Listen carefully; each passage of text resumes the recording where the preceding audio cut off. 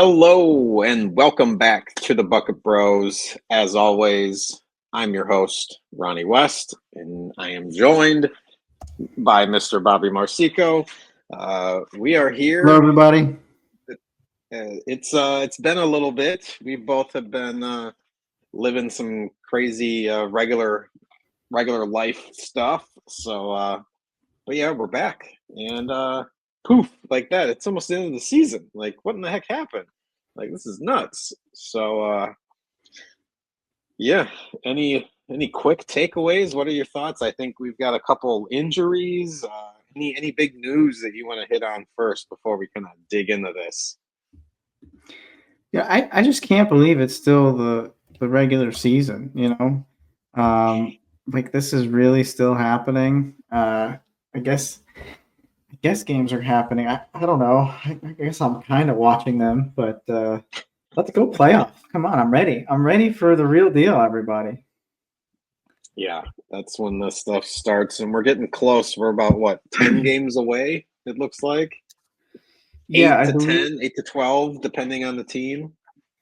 8 to 10 is the current range right now for All games right. remaining, and I don't know that necessarily includes like all the games that have finished tonight. So there may be based on the time this is being recorded, it may feel like it's off by one by the time it's listened to.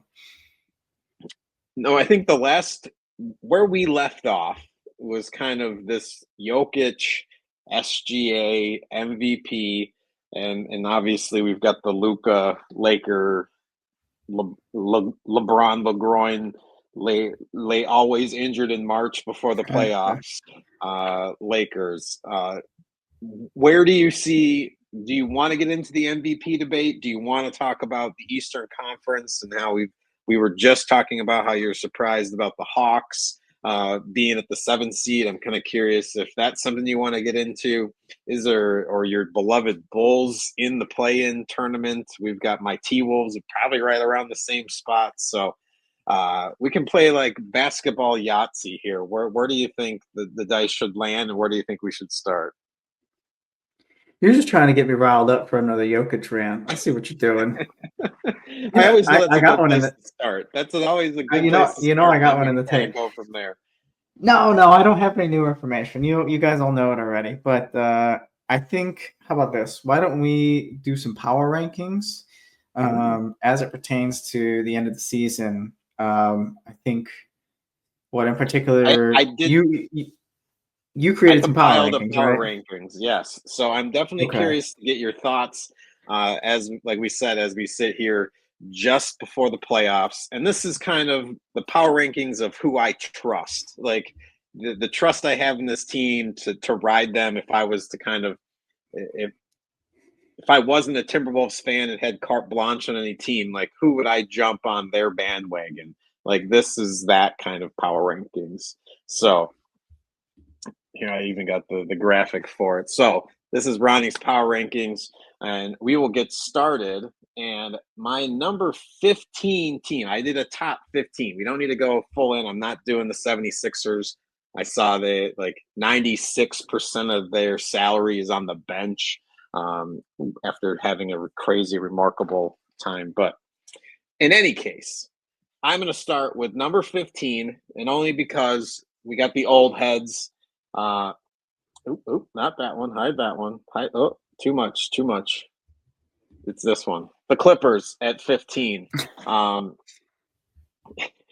I'm trying to keep this so I can update it as we go. Uh, Kawhi Leonard seems to be healthy. Harden and him seem to be working somewhat. Right now, they are the 6th seed. They're 10 games up. They definitely started out of the gate a little rough, but they've definitely gotten better over this last, I want to say, 30 games, kind of finding that groove with them. So that's kind of where I sit the Sixers right now. They are the 6th seed, so that's kind of low on a power ranking. Um, Let me throw to you any thoughts on the Los Angeles Clippers at 15. Well, let's see. Going into the end of the season, I think 15 is a good spot for them. I didn't quite go backwards 1 through 15 like you did. If I'm actually I almost wish we did this a little differently. I almost wish that we did it where we did it by conference, but we can stick to all NBA here. All NBA. As of as of right now, the Clippers are ranked by ESPN BPI as the ninth strongest team in the league. I'm gonna keep track of They this. let's see.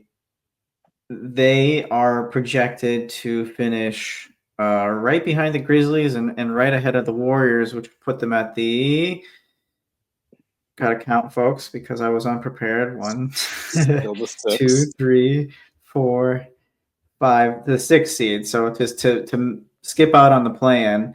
I mean, their strength of schedule is kind of like middle tier, below average. It's the 17th. They actually do play the Warriors, which is going to be a huge game. And they do play the Cavs. They do play the Rockets. I am going to be interested to see their games against the Kings and the Mavs as well. Actually, two games against the Mavs. I take that back. Not that the Magic game won't be interesting because the Magic got a little bit to play for too, and they're always a tough squad. They can turn it up on any night. But as for the Clippers, if I had to really, really take my guess, I'm going to go ahead and say that they are going to be fighting in the play-in. That's my projection. They're going to be either the 7 or 8 in the play-in. And I project not only that, but I do think that they're going to be up against the Warriors. And Ooh. yeah. And which is going to be a great matchup. So you think I think you already know where I'm going with this, going further up the Well, list. yeah, But I'm like, there's only one other team that jumps into that 6th seed if the Clippers are playing the Warriors. oh yeah, So that'd be my beloveds. and my guess is that the Warriors, assuming health, will win that game. Um, which will put the Clippers fighting for that 8th seed. And to be honest, I think they're going to get it. So that would be. I know That you're would kind be of doing it by 15 power then. rankings. Yeah. I know. Well, yeah. I guess so. I know you're doing it by power rankings. I'm kind of doing it by how I see them, how it panning out in How the you standings seize for it. the end of the How you season, but seize it. how I sees it. No, that's And yeah, I think that would be my 7-8 out west. So that kind of gives you an idea of where I put them. You're right. I guess that puts them. No, you know what? It doesn't put them 15 because where these playing teams in the West pan out versus the East. It's actually. I would actually, if that's the case, I would be putting the Clippers a little bit higher. They would be well more then like let's they well would be obviously probably this more like a 13 for me.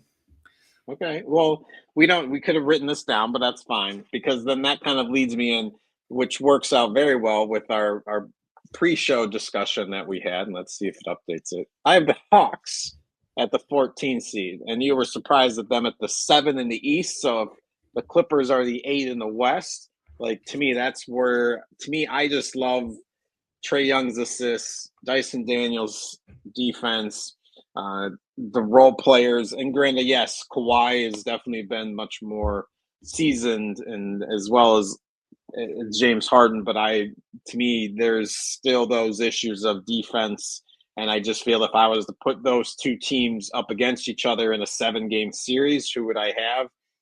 My my heart and most of my brain wants to say the Hawks, but I know that it would probably be super tight, and that's why I put them there.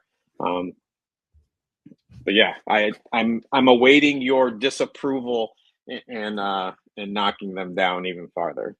Well, don't frame it so harshly. I mean, so ESPN BPI ranks them at 20 in the power Ooh, rankings, and okay. according to the ESPN metrics, also they're projected to finish behind the Pistons in the standings, which I believe is the seventh seed. Yeah. So and if you look at the standings, they're I mean, barring something like extreme happening. I mean, I know the Bucks are falling on tough times right now, but I don't project the Hawks to necessarily go on a big run right now, and the Bucks to simultaneously take a huge hit, or the Pistons for that matter. And so I think the Hawks will be comfortable at this 7 or 8 seed. They're going to finish one or the other. I'm going to put them at 8 to finish the season. But and so either way, they're going to be playing for that first play-in spot. With them, with Jalen Johnson being injured, that's obviously that on both ends of the floor, their game has taken a hit. They were doing a lot better early in the season before the injuries, and then before they made this trade. And we talked about the trade before with that involved Lodi, involved the Cavs, and I just kind of like how I was like upset that the Cavs had to get rid of LeVert, but then how awkwardly he fits on the Hawks with like the rest of that roster. And so right now they're like really like guard and like small wing heavy, and Trae Young's already having or has been having a bit of a down season for him anyway. And so I think the Magic are going to pull it out for the rest of the season to get them into that 7 spot. But either way, it's going to be a Hawks Orlando matchup, it seems like. So I'm picking Orlando for the 7th seed. When it comes back down to the 8th seed, to be honest, I still am not confident in the Hawks. Maybe if you just want to look at one individual player carrying the team through one game, a win or go home game, Trae Young is the guy to put your chips on. But the Bulls are just so hot right now, and they're playing like they got something to play for. It's not true, but that's how they're playing anyway. And so I'm going to say that the G Bulls, Leaguers. yeah, I'm going to say that the Bulls squeak in with that 8th seed, meaning that they have to win a game against Miami, who also, by the way, is playing like they got a lot to prove. Andrew Wiggins, man, he's having some big games lately. Yeah, Where was that Andrew Wiggins the past 5 to 10 years? That's the thing. It's like there's no scrutiny, there's no eyeballs on him. He can finally kind of flourish. And granted, the only reason he had eyeballs in Minnesota was because he was a part of that Kevin Love trade. So for LeBron going back to Cleveland. So I think they're going to have some better play in the future. This might not be their year. And as you see, I put the Magic in as my 13. Just above the Hawks, because I think they're finally getting healthy. I think I picked them as the 2 seed in the East at the beginning of the year if they would have stayed healthy, minus like every single one of their starters going down at some point this season. So definitely not where I thought they would be. But I think I agree with you as far as the Magic being able to move up. I having them better than the Hawks, I think they're better. But from there, I think there's a lot of Western Conference teams that are probably going to be better before any of the core. And before I put it, I think the Dame injury kind of knocks the Bucks out of this. I don't have them kind of listed here just because, to me, I think if he's not playing through the playoffs and you have Kuzma as your number 2, I just don't see them being I can't trust them. And I think that's what I went off of this list. To me, of the teams that I already have there, it's just like I just don't see them being able to pull through. It's not Greece. Giannis can't pull this team. There's no country pride that he's playing with to carry this Milwaukee Bucks team. So yeah, I mean, I could see you keeping them out of your top 15 power rankings. But the one thing, the saving grace for Milwaukee, I guess, is somewhat strength of schedule. That said, a game against the Pistons, 2 games against the Pistons to close the season is going to be huge for them. The Knicks aren't going to be easy. The T-Wolves aren't going to be easy. And then in general, I mean, even like the teams that are like in the lower ending of the standings, like the Magic, the Suns, the Hawks, these are all teams that are vying for these play-in spots. And so, I mean, it's certainly going to be like a really good opportunity for us to just watch Giannis go absolutely nuts and try to take over game after game pre-playoffs. Certainly not sustainable, but yeah, without Dame, I do think that they're going to make the playoffs. I think they're going to be the 6th seed, just based on where the standings are right now. I mean, maybe can squeak out that 5 spot, but I think it's going to be tough. And so anyway, we'll keep going up the standings and talk about who they're going to be facing. But yeah, I think they're going to slide their way into the playoffs, but I don't expect too much noise after that. All right, that makes sense. That's kind of similar to what I have here. I think the next one's going to kind of surprise you, only because it's my team. The Timberwolves, I have at 12. I think they're, like I've said from the get-go, their ceiling is the 6th seed, and they're playing right for it. So I'm like, it's one of those for me, they're playing right to what my preseason hope was. And this, if 12 split it in half, that's kind of puts them in the same spot. So yeah, my Timberwolves are the 12. They've been playing better as of late. I think since Julius Randle's come back, they've lost 2 of like the 15 games he's played since he's returned from injury. I know Dante's been playing a lot better. Naz Reid now in a contract year. He didn't sign a restructured contract for next year. He's going to go in the free agency. So I think he's playing with a little fire in his belly to kind of get that cash. So I think this team is ripe to have some fun in the playoffs. If you're not expecting them to do, like, I'm not expecting them to be the 2 seed and make a run. Like, to me, if they win a series, if we line up and if we get that 6th seed, and hoping that we can kind of match up maybe with the Nuggets to kind of have a run it back like we did last year. I think it makes it exciting, but also I'm being Minnesota perspective and realizing that, like, we're not going to win the championship this year. This team isn't built to win the way that it's set up currently. It needs more time to kind of develop, but hey, let's have some fun, and hopefully they can do something. And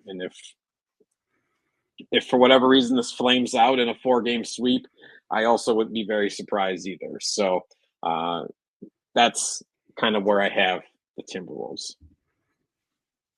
Yeah, interesting. So, I mean, as you know, I kind of already put them a little bit higher. I put them as making the playoffs outright at the 6th seed.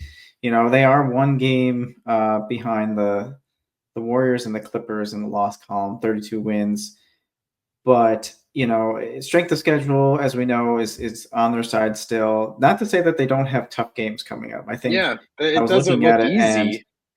A couple games against the Nets and the Jazz, but like outside of that, like, well, don't forget the Sixers too. Yeah, the Sixers.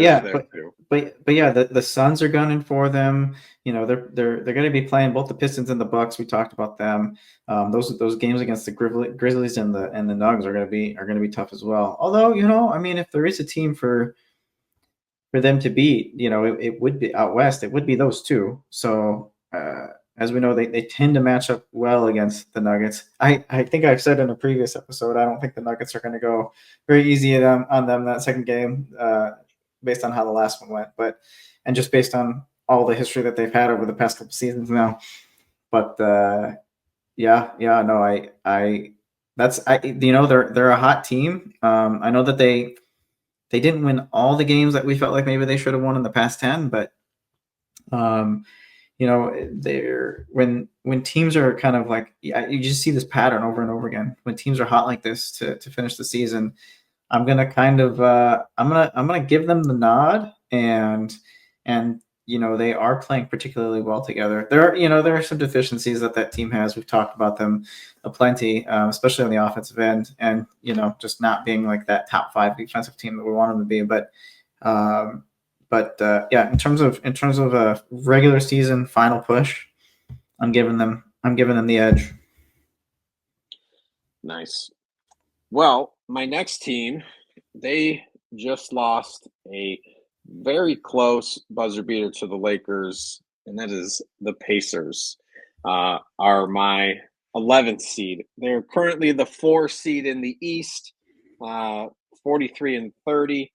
I like this team. It still feels like a pretty young team. Obviously, Halliburton is kind of driving that ship, but after kind of last year's, I don't want to say surprise success of what they were able to do, but I guess I just need to see it again. And to me, I'm still not fully convinced as far like as what they can do, just because of they feel like the Rockets light essentially, but it's like the Eastern Conference version of the Rockets. Like if they were a little bit tougher, scrappier, I don't know what it is. I just feel like they're like a Rockets light. And so, or like a Diet Rockets essentially is kind of what I want to claim them as. And so that's why I kind of had the Pacers here at 11. So you and BPI are right on with where you got the T-Wolves and the Pacers. Now, I kind of see what you're saying about like the Diet Rockets. I mean, obviously, there's not as good of a defensive team, but I guess one thing that really stands out is just how weak their offense can be when things aren't going correctly. It's excuse me, folks. Halliburton has to be. We're boring you. Huh?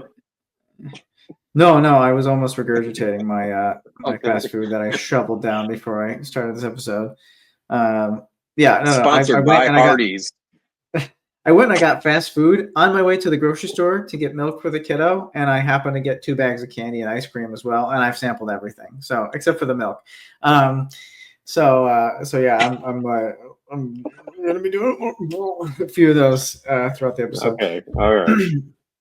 So at 10 p.m. by the way, I'm living my best life over here. So no, but yeah, I mean, like Halliburton has to be an offensive weapon for them to be playing well. That's just kind of how it is. Mm-hmm. That said, if you haven't watched the Pacers all year, right now is a stupid exciting time to be watching them. This team is clicking very, very well.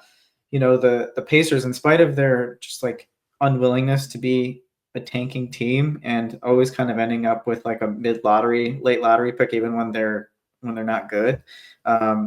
They've collected these like all these wings that are just kind of popping at the right time. And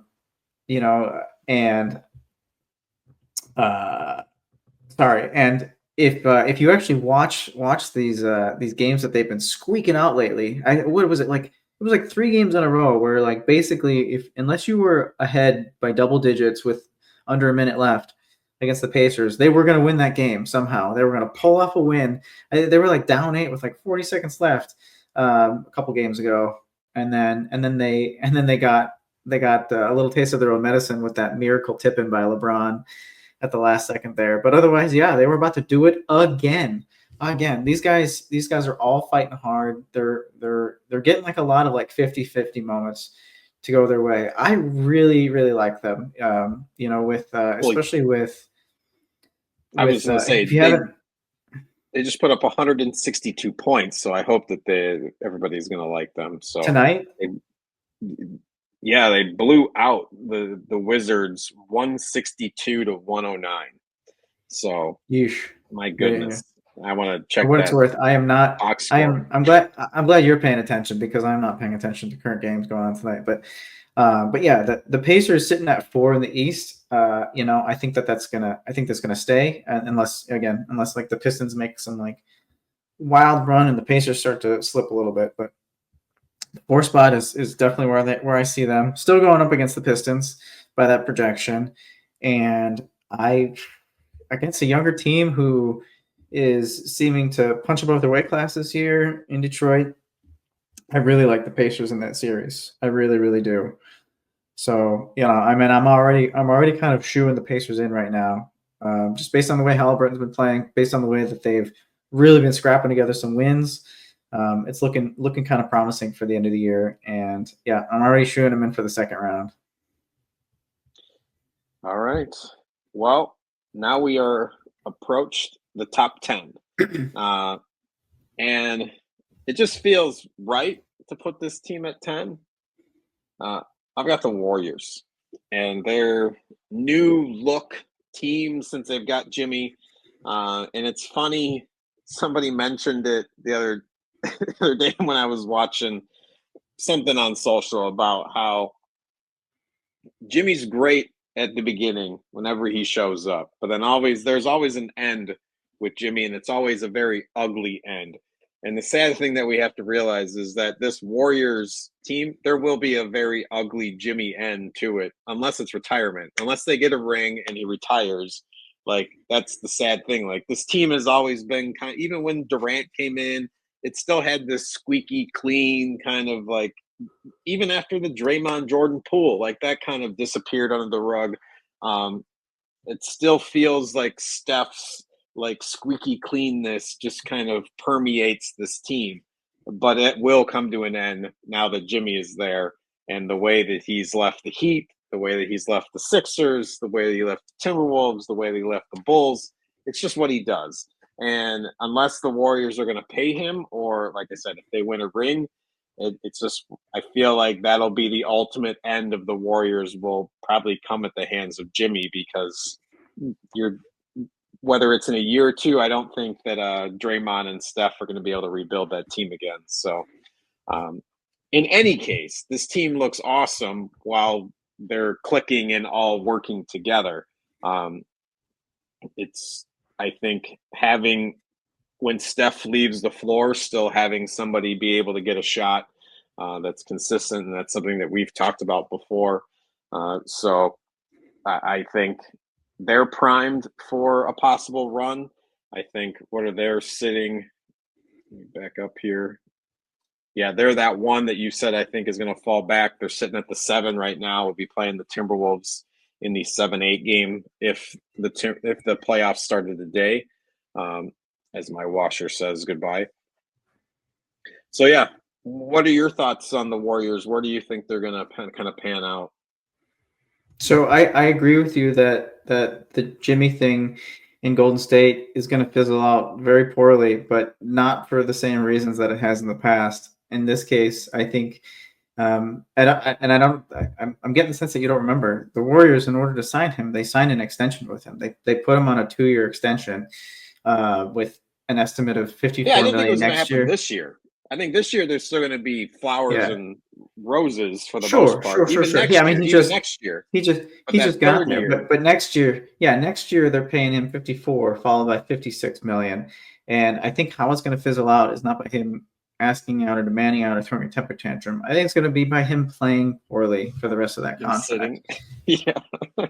Exactly. So maybe not quite sitting, but unfortunately, I think he'll be on the court, but it just won't look very pretty. So one thing that with Steph's injury we kind of knew this already, but has just like really put a magnifying glass on is how anemic this Warriors offense is without him.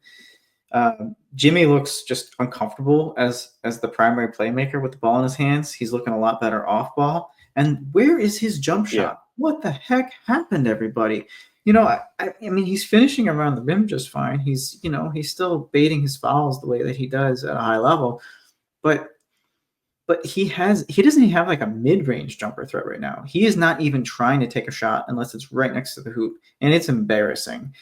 I know he's not a three-point shooter, never been a three-point shooter. I don't trust his three-point shot. That's not what I expect out of him. Maybe a big one here and there, but he's not getting any of those. And then not only that, but he kind of can go when the drive's not there. He has this way of kind of going to like a little bit of a turnaround or step back mid-range, and he's just zero confidence there in his shot. I mean, I know that he like wasn't trying as hard as in Miami, but But Well, like, was there to a leg what? injury that he was claiming in Miami and then tries to come back and prove himself now with the Warriors? Is that something that could be like maybe he wasn't playing up the injury as much as everybody was kind of assuming, and now that he's with the Warriors, is just kind of assumed he's going to play and is kind of having to play through something?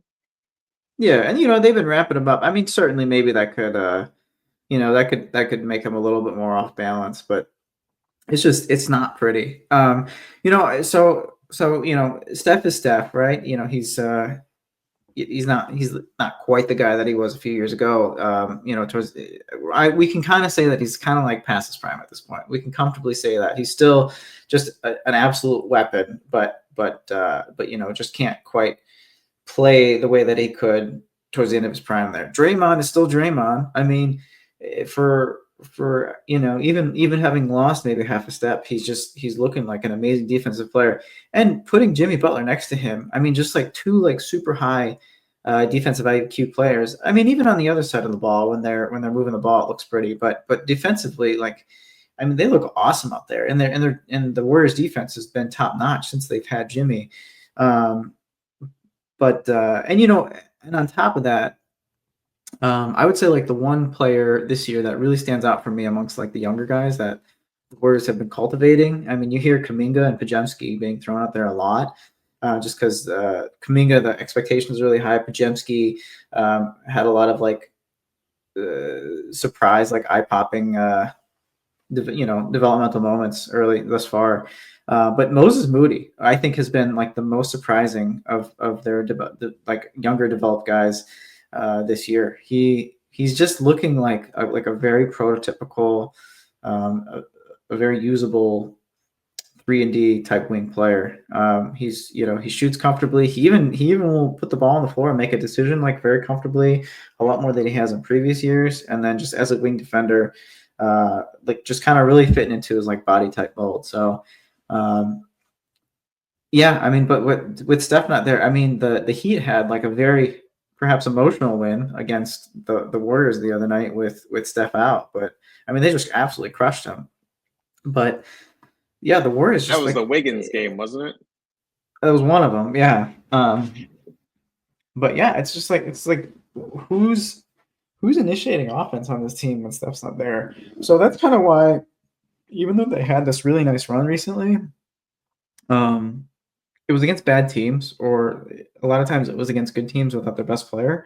I mean, they did have some really nice wins along the way, uh, it was. I wouldn't say that they were necessarily. It wasn't like a playoff worthy run, other than it put them much higher in the standings and really increased their chances significantly. So, um, as I said, I was given the Warriors the edge. I'm sorry, the T Wolves the edge over the Warriors to finish the season. That's kind of where I'm sticking. I could see it, I could see it flip flopping still, but yeah. And then I actually don't really like the Warriors in a win or go home type matchup, but I'm going to give them the nod. I'm going to go ahead and say that like basketball IQ and experience and championship DNA, three guys who've made it to the finals multiple times on one squad is going to somehow win out against a much bigger Clippers team as I projected.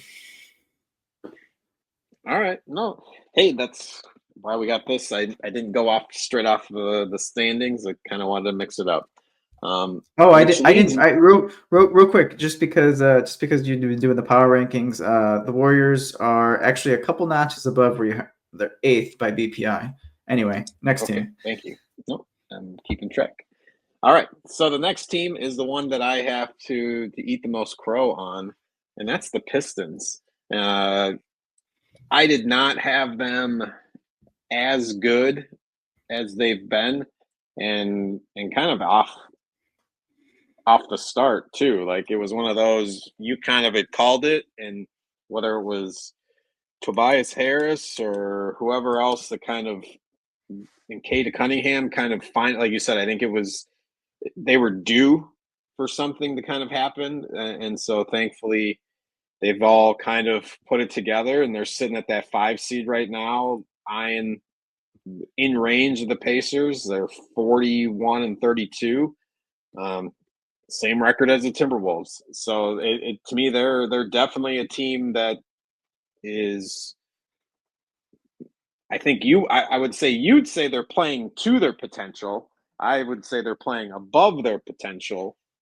So yeah, do you think I have the Pistons well rated? Or do you feel like they're at a good spot at 9? I mean, I guess my big complaint is that you put them over the Pacers, who I think are a much better team right now, and are kind of like in terms of, I mean, they got there very differently, but like in terms of what they're trying to accomplish are maybe a year or two above, well, probably a couple years above ahead of the Pistons. I mean, certainly the Pistons. You said I think they're punching at the top of the weight class right now. So I don't think what they're doing is unrealistic. But I can kind of see like if they make zero roster changes or marginal roster changes going into next season, I can see them finishing exactly the same next year, if they are essentially running it back. The big thing is, I mean, they're a good squad. They're fun to watch. Who's their co-star? Cade Cunningham is popping.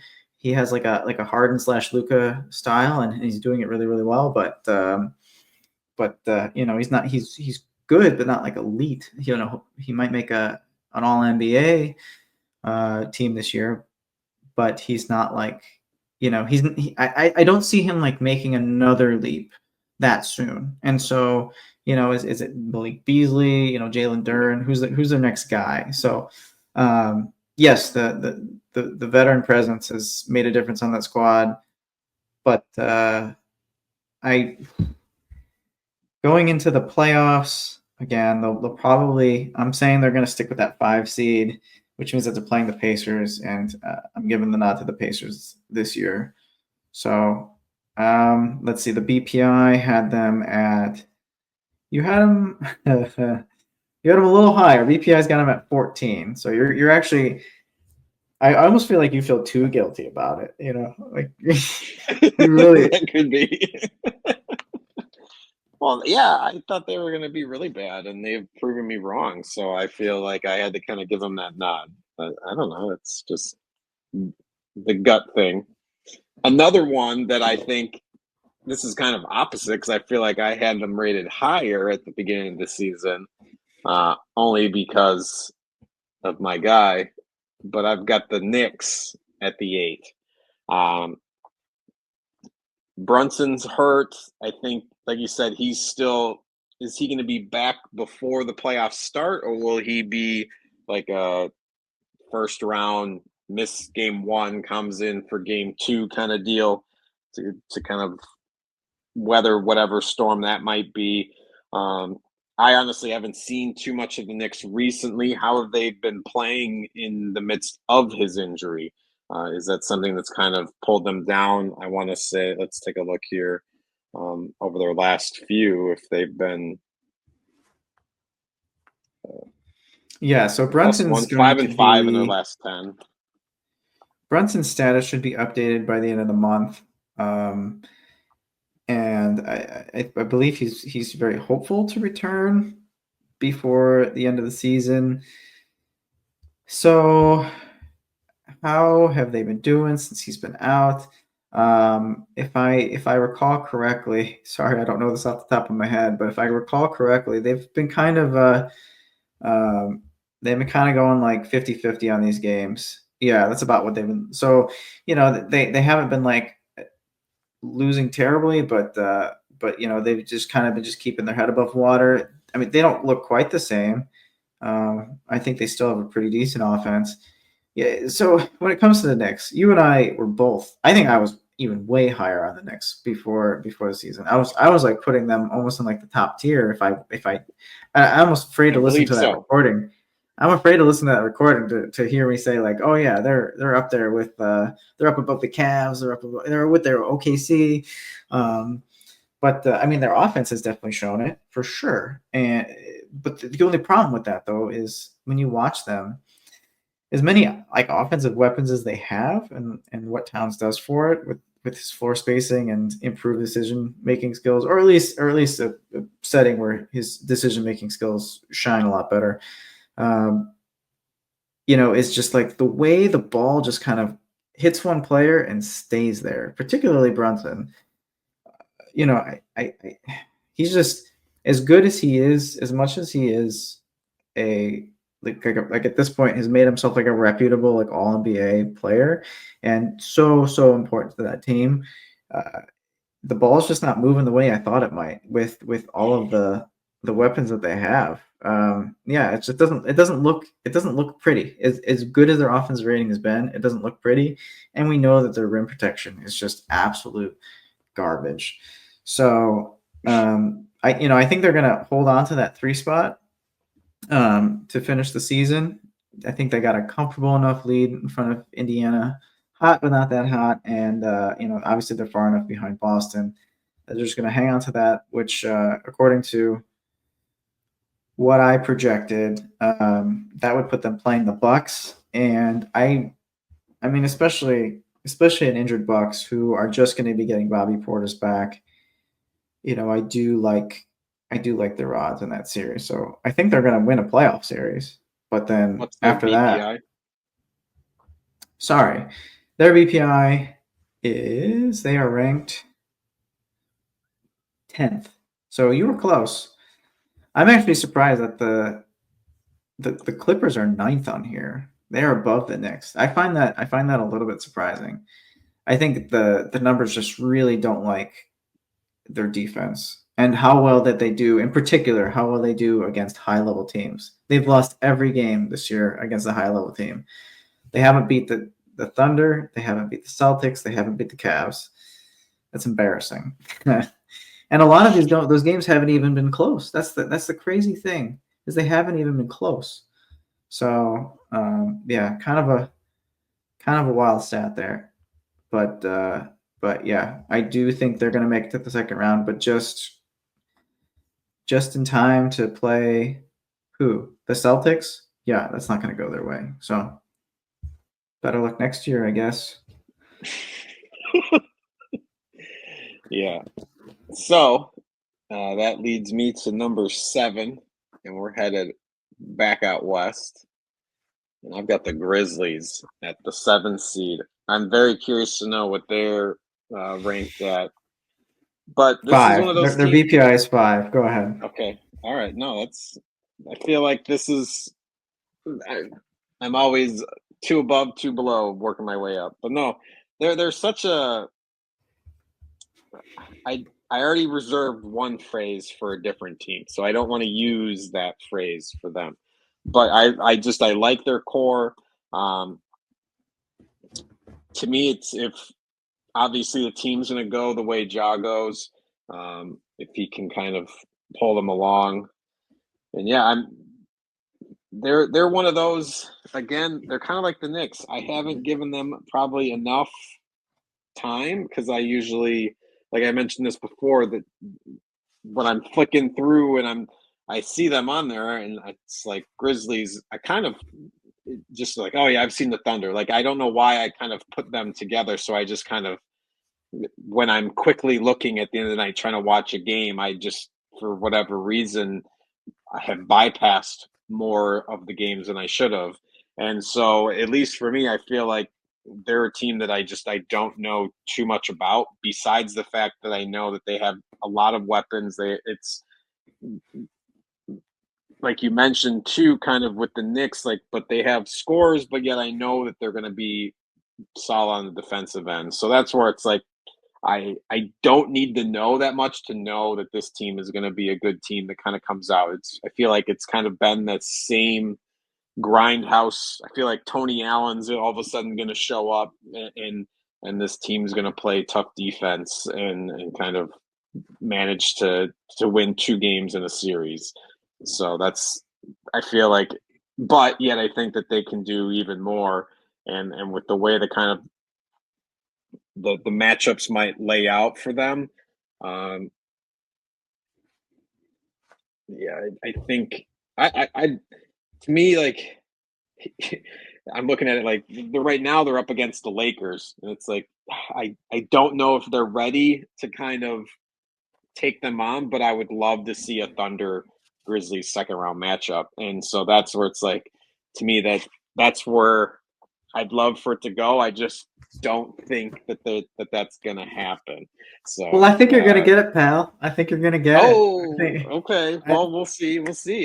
To me, I would love it, but that's one of those. My brain wants to see it, but I feel like for whatever reason, my gut and my heart are like, I feel like the story writers want Luca and LeBron to kind of go on this. Maybe they want them to all of a sudden fall flat on their face, and then Dallas has a good laugh. Who knows? We'll see. so I mean, I do think as a regular season team, the Grizzlies are better than the 5 spot that they're at. Ja hasn't had like a stellar season. It's been kind of interesting watching him try to be as efficient around the hoop as he has in the past. Just not quite there. So with him currently being out with the hamstring, hopefully to return soon, I do think that they're going to stick around in that 4 or 5 spot. Again, I think they got a healthy enough of a lead against the rest of the playing teams and are kind of dragging behind the Rockets enough that they're not going to sneak up into 2.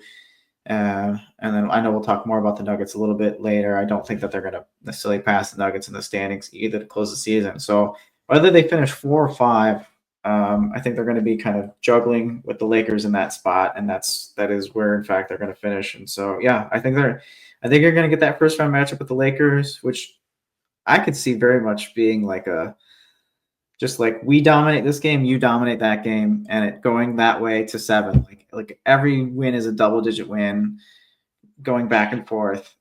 Just because neither team is finding any like true consistency, and I but love that. That it, sounds like a great series to watch. it'll be fun. It'll be fun. In actuality, I do think that the Grizzlies will figure the Lakers out in that series because I mean the Grizzlies have a more well-rounded team. They have a far deeper team. They have continuity on their side. They lost Brandon Clark at the end of the season again, which is a huge hit for them. I love the way Brandon Clark plays with Ja. They have a really good chemistry. But yeah, I again I'm now that I mentioned that last little tidbit, it's making it tough. Who would I pick? I think it will be that series. I don't know who's going to have home court advantage. If it's Lakers, then I might actually pick Lakers if they finish 4. But I'm going to go ahead and say I'm going to stick with my gut. I'm going to give it to the Grizzlies. I think the Lakers are going to exit in the first round just because they won't have a good enough of a defense to put up with Memphis, who doesn't have like stellar offensive options. But Jaren Jackson Jr. is having a hell of a season. He's kind of like Evan Mobley West, just like we're like that's the guy we've been waiting for. There he is. Um, and yeah, I think he's gonna give a lot of those smaller defenders on the Lakers hell. So yeah, I don't hate where you put them. Anyway, that's all I got. And this is why I was Oh, grinding my teeth because I have the Lakers at 6. So everything that you said, I I feel like LeBron is gonna do something. I don't want to say magical, but he'll force his way through that first round, and whether it's to kind of say, "Hey, Luca, look, this is what you have to do if you want to do this." Because I saw some picture he's lost from opening day with Dallas. Luca's lost like 33 pounds now, and like I want to say the majority of that has been since he's been with the Lakers. So I feel I'm like not taking that picture as truth. I got to see him standing on the scale, 2 cameras, and then verified. Otherwise, I'm not believing the weight loss. But go on. no, and well, it's even if it's just a matter of water weight or the fact that that was like It is. I don't know. preseason donut Luca, It's about and just as dry in LA as it is in Texas. yeah. So to me, I feel like yeah, he doesn't. That picture definitely was like okay, that's surprising, but it's also I would like to re-see the opening day picture because that was kind of surprising as well. So um, in any case, I just for whatever reason feel like those two, or it's actually not those two. What is it that? and I don't have my name jar with me, and I know I'm going to ruin this because this is Spanish, but the Tres Leches, I think, is what they're calling the exciting whites that are on the Lakers. So to me, I just think there's going to be a little too much showtime, whether it's the dazzle behind the scenes that's going to push, or the refs swallowing some whistles, uh, or letting Luca play. That's just going to put them above the Grizzlies in that series. Yeah, I mean, we know what Luka could do in a playoff series. We know what LeBron could do in a playoff series. I mean, 40-year-old LeBron, so how much of that are you going to get? But when he's playing off of the likes of Luka and currently a very, very good, a very recently hot Austin Reeves, who I give me a second. I'm fumbling here because I want to pull up You're just fumbling what he's because been you doing. badmouthed the guy for like the last 18 months. That I'm surprised you have anything good to say about him. So that's All curious. right. All right, that is not true. That is not true. He's a very good offensive player. I just didn't like that him in his early seasons as a Laker, his early seasons in the NBA was foul hunting with the level of efficiency as James Harden and getting all the calls. It felt a little bit of Laker love. All right, I'm just gonna say it. It felt wrong. Now that the rule changes have really made a big difference. You're not seeing him do that as much. You're not seeing him get away with as much, and you're actually seeing like the good shooting, high level decision making Austin Reeves play his game. And yeah, he's been developing quite well. His last 2 months, and so February he averaged 22 points on 45% shooting. And then this month so far he's averaging 23 points on 47% shooting. And I forgot to mention the 4 rebounds and 5 assists and 5 rebounds and 5 assists respectively for those past 2 months, with a lot of I shouldn't say a lot, but a few double doubles thrown in there. It's been impressive, and I definitely think it helps that he has two of the all-time great players that he's playing next to. Well, I guess the time will tell with Luka, Opens up the but it court a seems little like bit. it's yeah, exactly. It can kind of like quicken, the what he has to do out there. But anyway, I mean, yeah, offensive. I could see the Lakers like pouring in points on the Grizzlies potentially, but I think the Grizzlies are going to be able to punch right back, and I think they're going to be able to throw that final hook, and they're going to be able to do it by game 6, or it's not gonna be like the Lakers. So as we all know, in spite of rather besides the LeBron injury, the Lakers have kind of been leveling out a little bit. They haven't been winning at the same rate as they were when they were like hottest team for a little bit there, like second to like the Cavs basically.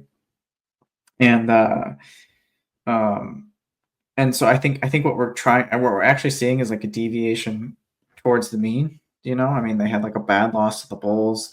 They've had a couple in there that just sort of show, I think, some of what we're going to see, not just for the rest of the season, but in the playoffs as well. Anyway, we're talking about these two teams too much. Well, let's move on. What's their Unless you have another BPI? question. Oh, sorry. Their projection is wow. Their rank is third. No way. Their BPI rank is third. How is that possible? Over the Celtics? Are you serious? All right. Whoever is generating this, yeah, I mean, I've they got a should. better list. I think so. I think so. Yes. All right. I mean, it's Until I really. I until mean I this next that pick. that ranking is very like top star level heavy. Anyway, go on. That's fine. We have approached the top five, Woohoo. and so I'm very curious to know how you react to these next ones. I feel like you might be more shook on this one, but or you're gonna be like, yeah, that makes sense. That's Well, I probably know, good. I know, just based on who you haven't mentioned, like the last five Yeah. teams. But I'm curious to see what order. you have I them can in at this rapid point. fire these. Like we can go through them fairly quick if need be, just because I feel like we've probably talked a lot about these remaining teams. Yeah. I feel like a lot of these other ones we probably have a bit, but it was good to give them their due. So number 5, I've got the Nuggets. I feel like Jokic is somebody you've forced me to be won over by his just unbelievableness, that like we're forced to kind of like just accept his greatness and be like, this is the greatest basketball player that's playing right now. And he can kind of help his team win on any given night. So it's to me like they're just slotted here automatically at 5 and have a chance to go up, and like I wouldn't be surprised if they win it all. To me, that's where this goes, but I also wouldn't be surprised if they lose in the first round too. So it depends on matchups and just kind of the way that things shake out. So curious to know So your wait, thoughts on the Nuggets at 5. before that, I think what's very interesting is who you put at number 4. I have to see that first before I can move on. Okay, that's fine. I will give you this. Let me just loaded it in. So here, number 4, I have the Okay. Rockets at Okay. number. Gotcha. So okay. So obviously we'll get into the Rockets a little bit more here, but you. So I mean, the Rockets are up a game and a half on the Nuggets right now. I was like, give me Two some games BP. better. 2 games better in the loss column. The Rockets are. Uh, they are down at 6 below Memphis on the BPI rank. Which I don't think is bad for them. Nuggets. So they went from the Nuggets are 7 below that. So you at least got that order correctly, and not far off either. So how do we approach this one? Okay, so the Rockets went on, what was it, like a 6-game losing streak before they went on before they became like one of the hottest teams in the league currently. And I mean, a little bit of it was injury related, but a lot of it, honestly, was just them sort of looking like that young team. I expected them to falter at some point. I think I even said in one of our earlier episodes, even if the Rockets at this point, because I think they were like second or third in the league, I said even if the Rockets at this point fall to the play-in and lose to a good team to not make the playoffs, I consider this a very successful season for them. But at this point, it's looking even far better than that. So I think they're certainly going to stay out of the play-in race at this point for sure. Now, where they end up ultimately is tough to say. At the risk of my computer freezing, I'm go ahead and looking at their strength of schedule. This is probably not updated based on tonight's games, but they do have one of the tougher schedules moving forward, ranked 10th on the one I'm looking at. And wow, okay, so this is fun. One of those games against the Warriors, one against the Clippers, 2 against the Lakers, 1 against the Nuggets, and 1 against OKC. And not to mention the 1 against the Suns also. That is brutal. They are going essentially up against, except for their game They're already against. in the playoffs. Say that again? I said they're already in the playoffs. The rest of their schedule is playoff teams. Yes, yeah, exactly. And not only that, but like playoff teams that are coming for their spot essentially, or coming for a spot, a few ranks below them, and so Yeah. So that is tough. Do I think that they're better than the Nuggets? No, they're better defensively. They have a younger, scrappier team. They're kind of firing on all cylinders right now. I think just by default, like their number one offensive option is Jalen Green, who's good, who's showed growth over the past 2 seasons now, like season and a half really. But for like a slight guy who's small for his position, who's not a great shooter. I mean, when it comes down to it, like who's going to be making these big buckets? Is it going to be Jalen Green? I don't know. Is it going to be Fred VanVleet? I mean, I don't think it's going to be Amen Thompson. I think Şengün is going to Dylan struggle. Brooks. Yeah, exactly. And don't get me wrong. Like if you watch a good Rockets game, and there's been a ton of them this year, obviously they're doing super well. There's You'll always see somebody new. Yeah, and you'll see Tyrese or Dylan Brooks just like be playing out of their mind. You're like, where's this guy coming from? Like this is the guy that we Yeah. expected to be seeing. You'll see Dylan Brooks hitting these like huge corner threes in crunch time moments. It's been happening. It's been happening all year. But I do not trust this offense in a playoff setting. I think defensively they are gonna squeak out some games. But in terms of what it's gonna cost or what it's gonna be like to close the season, I gosh, hear with the you. amount of I games hear that they you. have left, I'm trying to just like mathematically determine like without actually doing math, like can the Nuggets like really claw back those 2 games? Can they really get those back on the Rockets?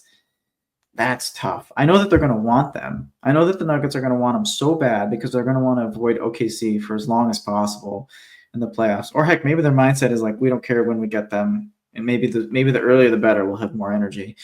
Um, so I can kind of see that going either way. In part Well, because 2 or Jokic has been 3 out seed, they're going recently. to see them at the same point. So getting 2 seeds not going to mean that they're going to see them any later than sitting at 3. Oh, you're right. You're right. You're right. That was silly of me. Okay, so you know what? I think. Okay, so you've convinced me at this point. I think the Rockets are gonna somehow, in spite of their schedule, stay where they're at, and the Nuggets because Jokic, who is probably gonna return on Friday, I foresee the Nuggets kind of giving him another rest day or two before the end of the season if they feel like it's possible. And so, I don't think that they're going to be like trying to make, I don't think they're going to be as aggressive at trying to capture that 2 spot as the Rockets are.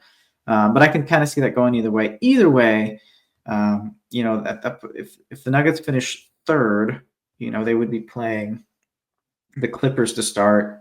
I'm sorry, they would be playing by my projections the T Wolves to start. Woof. I don't think they want that either.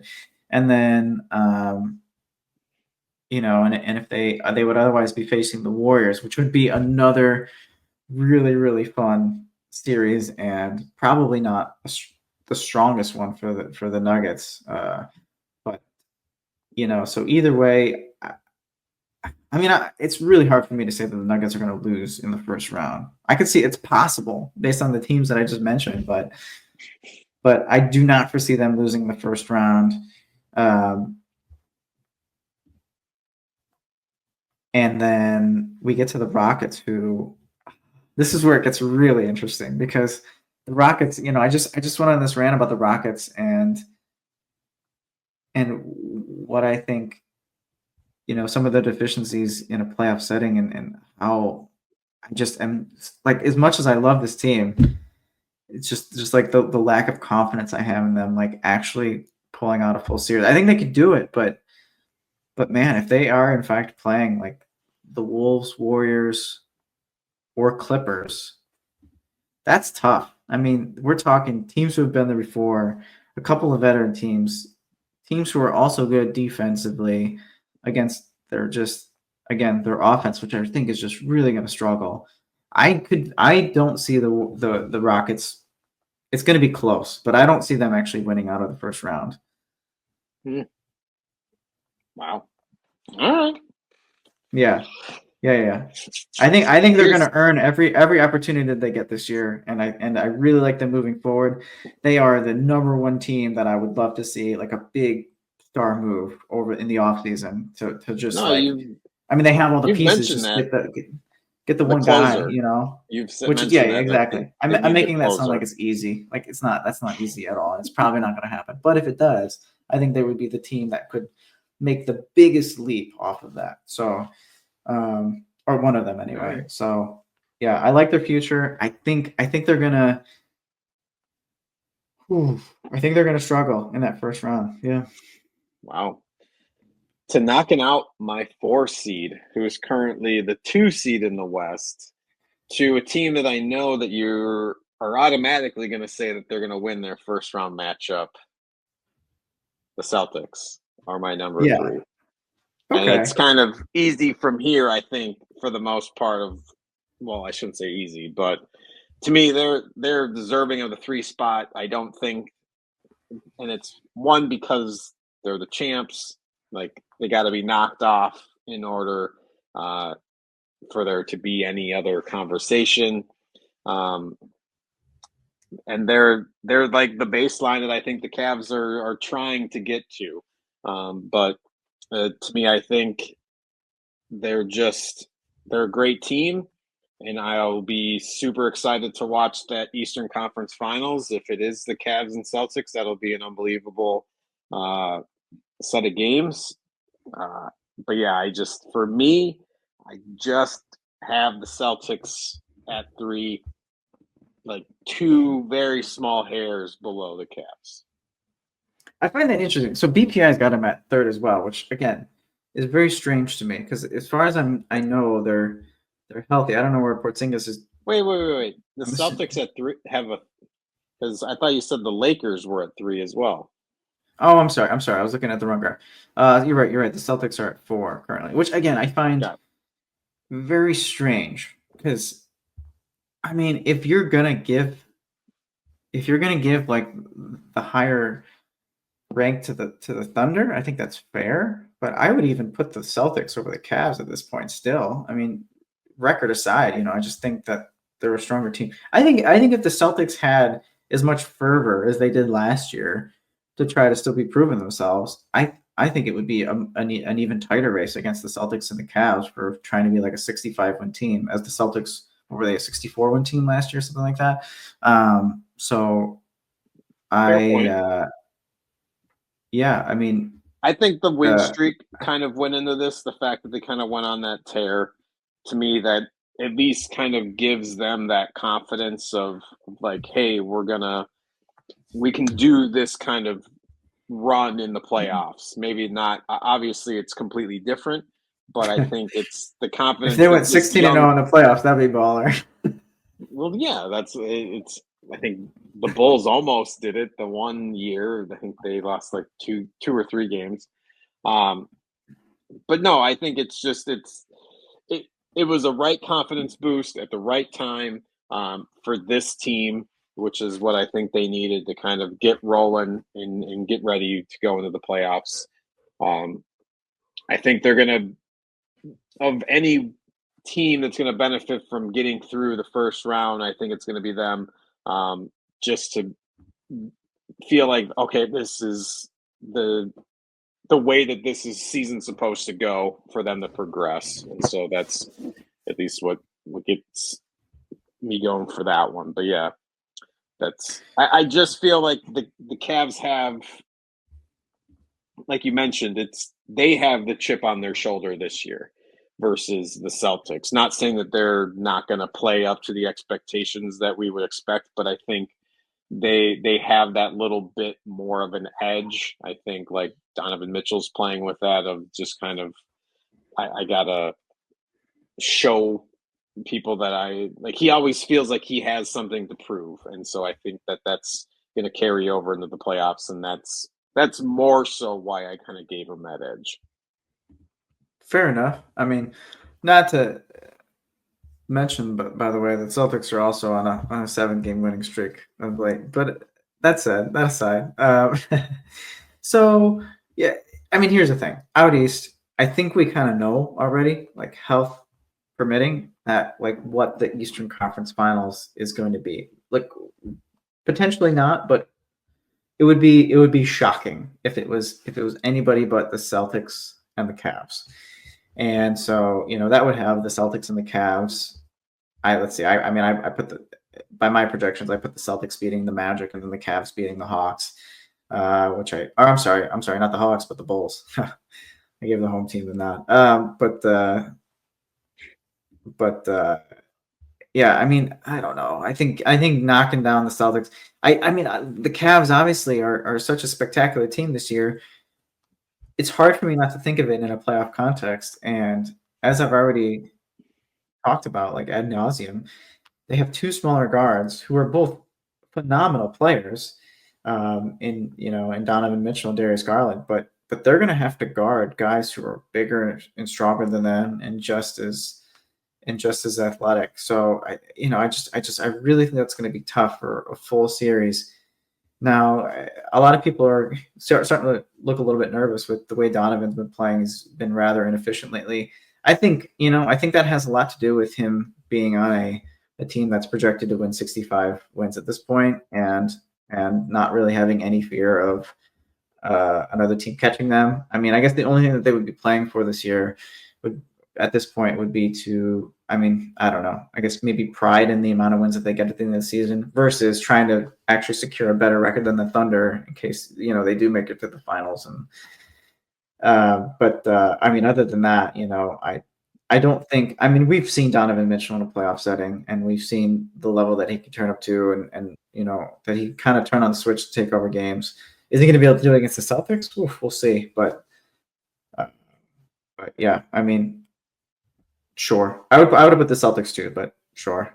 Does that mean that? Wait, does that mean that you're going to put the Cavs two? Are you? My Okay. list. All right. All right. That makes sense. Okay. And yes. the Cavs at 2, the Thunder, just because to me it was SGA over Mitchell. Like, to me, they're both complete teams, but who, like, obviously the SGA factor of having that star, like that closer. I just having more confidence in him to be able to go get a shot at the end of the game over Mitchell is kind of at least the bare bones of trying to break down between those two. But yeah, Thunder 1, Cavs 2, Celtics 3.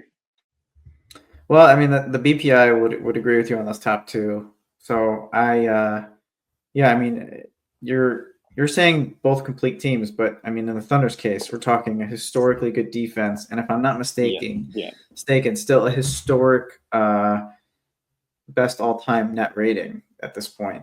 So yeah, I mean, the Thunder, what's crazy is just like whatever playoff success they have, which I presume will be a lot, is going to be with such a young team all the way through. So we're going to see like stat after stat of like average age team, at the after they win the first series, after they win the second series, like the average age team is like never done this, whatever their average age is. It's like, what is it, like 23 or something like that, 24, has just like never done this before. So we're going to keep seeing that stat over and over again. It's going to be a lot of fun. I am just really excited to see the Thunder's defense in the playoff setting this year, in particular with the way that they've been playing, especially with Caruso. I think I heard recently by one projection, Caruso over the past 3 years is like the highest rated defensive player in the league, which I thought was. I mean, I would expect him to be like up there, but I wouldn't have put him at number 1.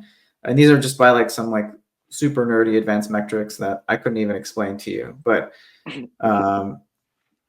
yeah, apparently, just like in the minutes he's played, he is considered the best defensive player on the floor by advanced metrics, which is just absolutely wild, considering that he's a guard. He's a good guard who plays wings, and I mean he plays above his position for sure. But yeah, I can't wait. I can't wait for all this. Can't wait for all this to go down. These last 10 games cannot end fast enough.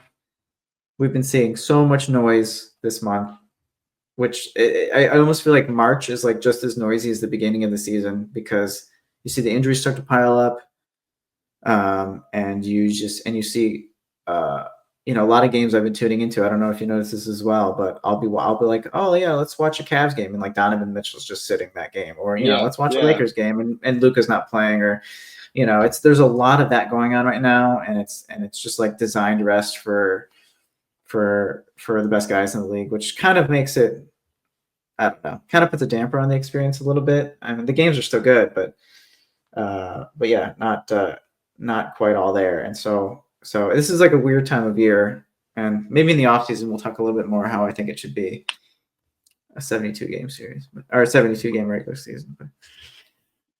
Yeah, no. Well, we're sitting here at hour 20. Do you have any more to go over? Do you want to do some predictions? Do you want to save that for next episode? We can get in like right at the end of the season. Where's your head at? So yeah, I think season awards might have to wait. Those might have to wait for the next episode. I think honorable mentions, people we didn't. I sort of gave some honorable mentions for playing teams as we're going through it, even though you did just a top 15. But one team that is just like, I mean, obviously, like going on the line a little bit, like the Kings should be mentioned. They're going to be in it. You know, the Suns we talked about, they're going to be in it. The Blazers have made just like this, like just, I don't know. It's just like this roaring takeoff in the second half of the season that just like makes absolutely no sense. But it's cool, I guess. I don't think they're gonna. I don't think they can mathematically make the plan, but it's insane. Um, Blazers? yeah, I know, right? I don't see them on the standings. Oh, there they are. Just above the Spurs, who have taken, like, shut everybody down. But 3 games Chris behind the Paul's. Suns and 3.5 games behind the Kings. But okay, but the honorable mention I really want to get to is the Dallas Mavericks. There is so okay, so we were talking about this recently. Like I assume that there will be an episode coming up where we just have this like very glum conversation about the Dallas Mavericks. That might be a whole episode where we just talk about the Dallas Mavericks and what the hell they're gonna do this offseason. And like what we think the future is going to look like. But before that, there's a very real chance that they make the plan. Anthony Davis is coming back. I'm sorry, has come back already, and he's already got a win under his belt. If did he play again tonight? I don't know. Anyway, I think just based on the fact that they need bodies, and then the fact that they still have a fighting chance, and Jason Kidd is their head coach. Derek Lively is going to finally come back. I mean, do they Going do I think that they have like a playoff team that's going to like win a series? No, but they could really make some noise in the play-in. I mean, it's possible that they actually make it to the playoffs still. It is possible. Yeah, they're sitting at the 9 seed right now, so they would be playing. Who is that? Come on, catch up.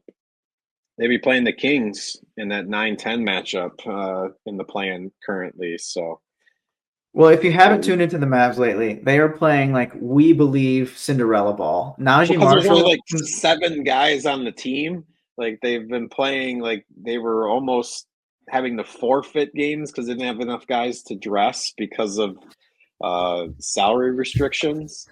Yeah, I So mean that was never really going to happen. I mean they were just going to list somebody as able to play and then just not play them. But put their anyway, trainer on in a jersey. yeah, exactly. Just put some makeup on one of the coaches and call him Anthony Davis. Draw like a unibrow on. Slap him on the ass and tell him to get in the game. But no, I mean, okay, but like I was saying, if you haven't watched them, the way that they're playing is inspiring. Obviously, they don't have like a clear number one guy out there right now. Najee Marshall apparently is a bucket, and the way that they're moving the ball, I mean, it's like really good basketball. It's really high effort basketball because they're like playing for their lives out there, basically. And so yeah, you should actually watch a Mavs game right now. It's a hell of a good time. Maybe we'll see.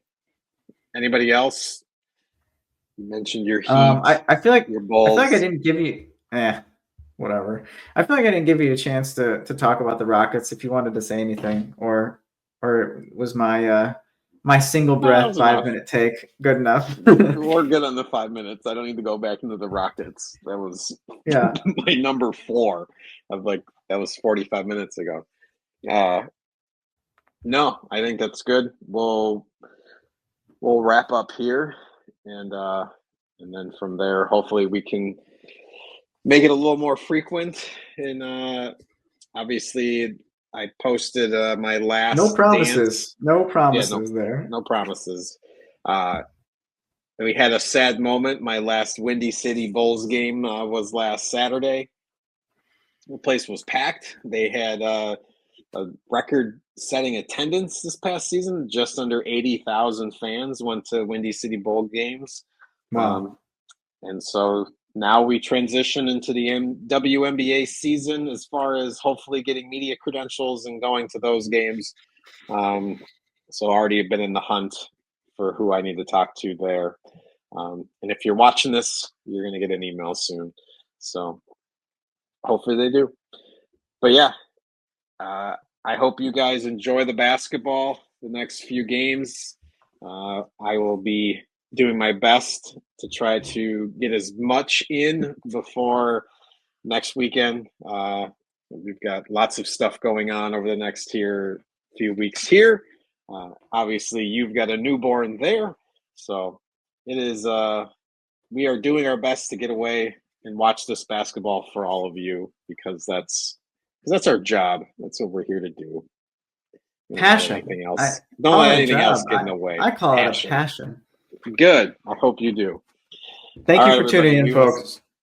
Yes. Oh, and make sure follow us on Instagram, TikTok, YouTube, X, Pinterest, wherever else that your Bucket Bros is seen. Make sure you follow, leave us a bad review, whatever it might be. We want your comments. We want to see it. So we'll take the good ones too. But yeah, whatever's fine. Of course. Until next time, this is the Bucket Bros. It's midnight where Bobby's at. It's time to go to sleep. See you next time.